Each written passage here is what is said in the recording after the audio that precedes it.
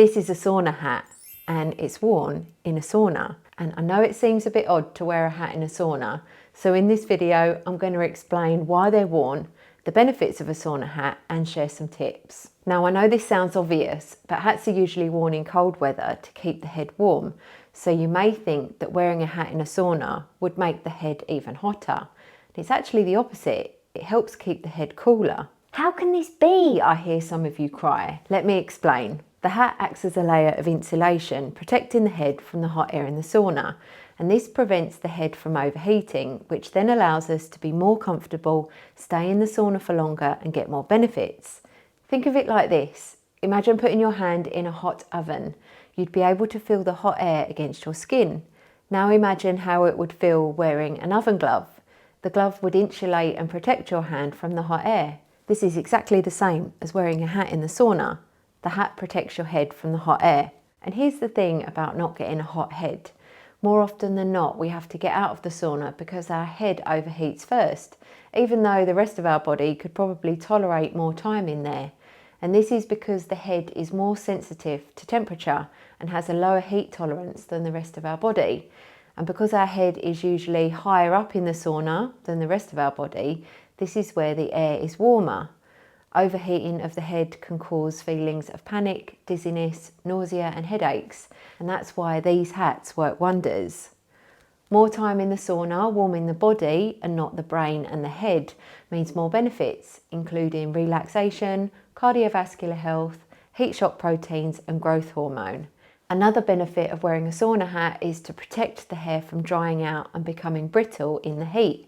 The most important thing when buying a sauna hat is to make sure to get a natural fabric. Most sauna hats are made of felt, but make sure that it's wool felt and not synthetic felt, because heating up a synthetic fabric, having it against our sweaty head next to our brain, isn't a great idea.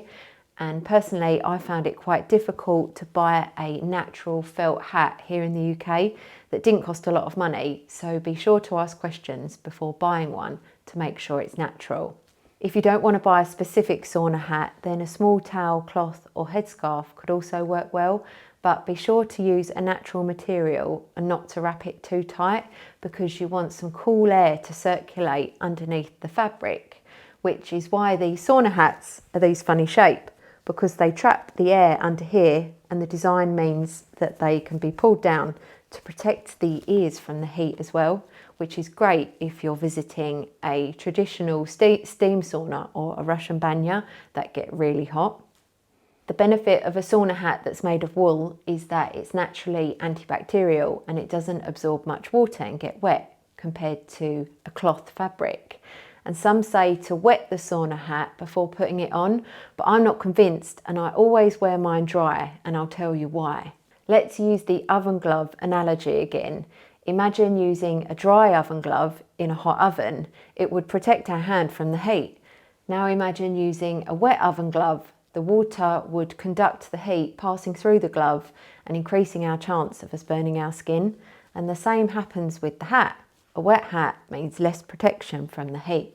And I know wearing a sauna hat looks a bit silly and you may get some funny looks and some questions, but believe me, if you enjoy a sauna and you're not wearing a sauna hat, you're really missing out.